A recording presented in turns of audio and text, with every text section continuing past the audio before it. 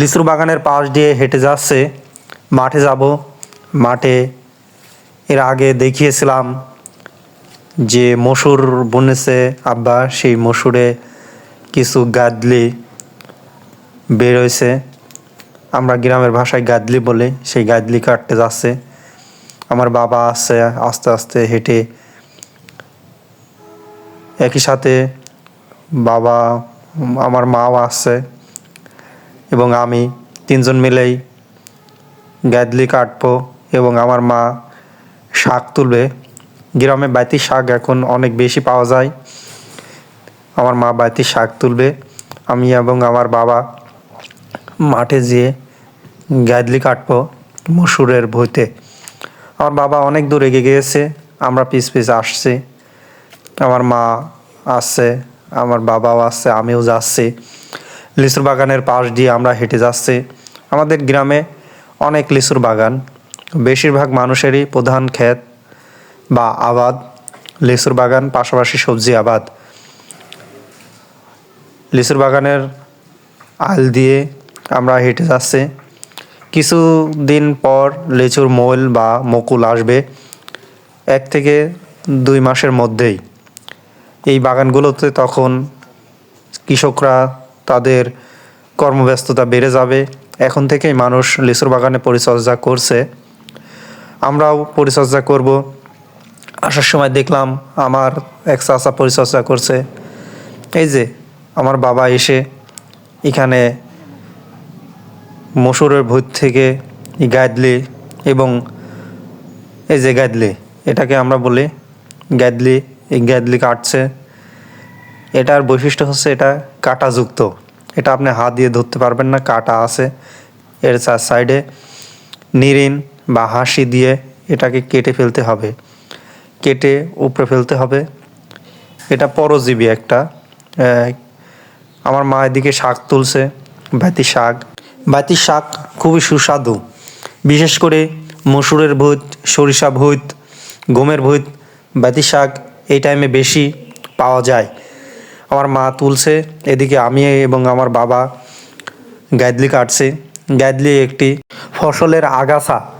এই আগাছা আমরা পরিষ্কার করে দিচ্ছি যাতে ফসলের ফলন ভালো হয় এবং পাশাপাশি আমরা অন্যান্য আগাছাগুলোও পরিষ্কার করে দিচ্ছি। গাদলি কাটতে খুবই সতর্ক থাকতে হয়, কারণ গাদলিতে অনেক কাঁটাযুক্ত। কাঁটা হাতে হেনে যাওয়ার সম্ভাবনা রয়েছে। আমরা পর্যায়ক্রমে যেখানে যেখানে গাদলি পাচ্ছি সেখানে কাটছি এবং এই যে আমি গাদলি কীভাবে কাটি দেখুন, হেসি দিয়ে ধরে টান দিলাম এবং ওর গোড়া কেটে গেছে এবং হাত দিয়ে ধরে এক জায়গায় থুচ্ছি। সতর্কের সাথে ধরতে হবে কারণ খুবই কাঁটাযুক্ত। আমাদের এখানে অনেক গাদলি হয় এই টাইমে, বিশেষ করে গমের ভুঁই, সরিষার ভুঁই, মসুরের ভুঁই, গাদলির পরিমাণ বেশি। গাদলি এভাবে কেটে দিতে হবে, কেটে দিলে তৈরি ফসল বৃদ্ধি পাবে। আর যদি কাটতে দেরি হয় তাহলে গাদলি অনেক বড় হয়ে যাবে এবং ফসলের জমির যে রস বা সার প্রয়োগ করেছিলাম বোনার সময়, সেই সারগুলো সে খেয়ে ফেলে। আমার বাবা কাটছে পর্যায়ক্রমে গাদলি এবং আমি কাটছি গাদলি। গাদলি কেটে আমরা জায়গায় জায়গায় পালা দিচ্ছি। এখান থেকে ডালাই করে ভরে অন্য জায়গায় ফেলে দেব যাতে এটা পচে সার হয়ে যায়।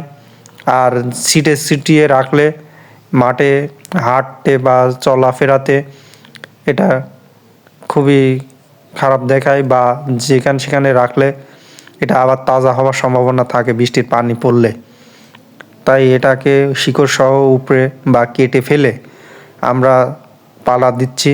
পালা থেকে আবার ডালা ভরে অন্য জায়গায় ফেলে দেব।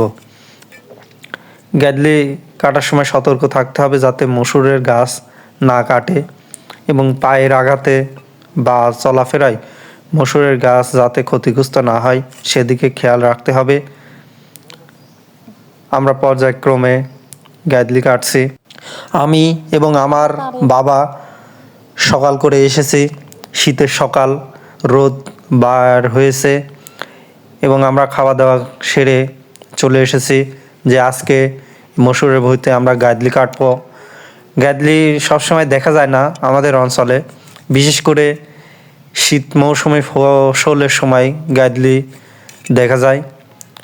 এই গাদলি বিশেষ করে সরিষার ক্ষেত, মসুর, গম এই ক্ষেতগুলোতে বেশি গাদলি হয়ে থাকে। আমরা পর্যায়ক্রমে আমাদের জমিতে যেখানে যেখানে গাদলি দেখা যাচ্ছে আমরা কেটে দিচ্ছি। না কাটলে এই গাদলিগুলো খুব দ্রুত বৃদ্ধি পাবে এবং সেই আশপাশের ফসলগুলোকে দুর্বল করে নিজে বড় হবে। এজন্য আমরা কেটে দিলাম যাতে মসুরের ফসল ভালো হয় এবং ফলন বৃদ্ধি পায়। এই যে এখানে কেটে আমি পালা দিয়েছি, এখান থেকে তুলে অন্য দূর কোথাও ফেলে দেব। আস্তে আস্তে আমি কাটছি পর্যায়ক্রমে। অনেকগুলো গাদলি আমাদের ফসলে হয়েছে। এখান থেকে তুলে ডালাই করে ফেলে দেওয়া হবে দূরে। এই যে আমাদের মসুরের ভুঁই, কত সুন্দর মসুর দেখাচ্ছে। পাশাপাশি আমার বাবা কাজ করছে, মাও কাজ করছে। মা শাক তুলছে, বাইতির শাক। সেখানেও দেখাবো যে আমার মা বাইতির শাক তুলছে। মসুর গাছগুলো খুবই সুন্দর দেখাচ্ছে। এই যে গাদলি কেটে কেটে পালা দিয়েছি, এখান থেকে তুলে আমরা দূরে ফেলাই দেব। অনেকগুলো গাদলি কেটেছি। এই যে বাইতির শাক আমরা তুলছি কিভাবে। মাঠে অনেক বাইতির শাক হয়েছে। কাজ করার পাশাপাশি আমি একটু আমার মাকে বাইতির শাক তুলে দিচ্ছি। অনেকগুলো বাইতির শাক হয়েছে, খুবই সুস্বাদু এই শাকগুলো। এই শাকগুলো শীতকালে এই ফসলগুলোতে পাওয়া যায়। সরিষার ক্ষেতে, মসুরের ক্ষেত এবং গমের ক্ষেতগুলোতে অনেক পরিমাণে পাওয়া যায়। বাইতির শাক আমাদের গ্রামে সকল বয়সের মানুষ খেয়ে থাকে, খুবই ভালো। এই টাইমে বিকেলের ওদিকে অনেক মানুষ আসবে বাইতির শাক তুলতে। আমরা সকালে যেহেতু মাঠে কাজ করতে এসেছি, এর পাশাপাশি বাইতির শাক দেখে আমার মা তুলছে, একটু মাকে তুলে সহযোগিতা করলাম। আমি অনেকগুলো বাইতির শাক তুলেছি, এদিকে আমার মাও অনেক তুলেছে। পর্যায়ক্রমে আমার বাবা কাজ করছে, আমিও কাজ করছি। আমার মা একটু দম নিচ্ছে, সেই ক্লান্ত। এই যে অনেকগুলো বাইতির শাক। বাইতির শাক দেখতে খুবই সুন্দর, খুবই ভিটামিনযুক্ত প্রাকৃতিক শাক এগুলো। এখানে কোনো বিষ বা সার দেওয়া হয় নাই, এমনি এমনি মাঠে হয়ে থাকে এই শাকগুলো। কেউ বনেও না বা কারোর কোনো যত্ন করা লাগে না, এমনিতেই এরা হয়ে থাকে। এরা পানি না পেলেও এই শাকগুলো বেঁচে থাকে, যে শক্ত মাটির মধ্যেও এরা বেঁচে আছে। খুবই সুস্বাদু পুষ্টিকর শাক। অনেকগুলো শাক তুলেছি আমরা। আজকে আমরা এই শাক দিয়ে রান্না হবে। আমি এবং আমার বাবা এখনও কাজ করে যাচ্ছে। এরপর পর্যায়ক্রমে যেখানে গাদলি আছে সেই গাদলিগুলো তুলে ফেলছি এবং খুব সতর্কতার সাথে কাটছি যাতে হাতে না হানে। গাদলি কাটতে লাগে, অনেকেরই হাতে হেনে যায়। এর হুল বা কাঁটা আছে শরীরে, কাঁটাগুলো হেনে যায়, এজন্য সতর্কতার সাথে কাটতে হবে। আজকে আমরা আমাদের এই ফসলের ভুঁই যদ্দূর পারি গাদলি কেটে যাব। এরপরে আবার অন্য কোনো দিন আবার সময় পেলে আবার আসব। তবে আজকে মোটামুটি যেগুলো দেখা যাচ্ছে সেগুলো আমরা কেটে ফেলবো। কাটার পরে আমরা আস্তে আস্তে খুঁজছি যে গাদলি যেখানে একটু বেশি দেখছি সেখানে বসে বসে কেটে ফেলছি। আমার মা খুবই সতর্কতার সাথে গাদলিগুলো ডালাতে ভরছে।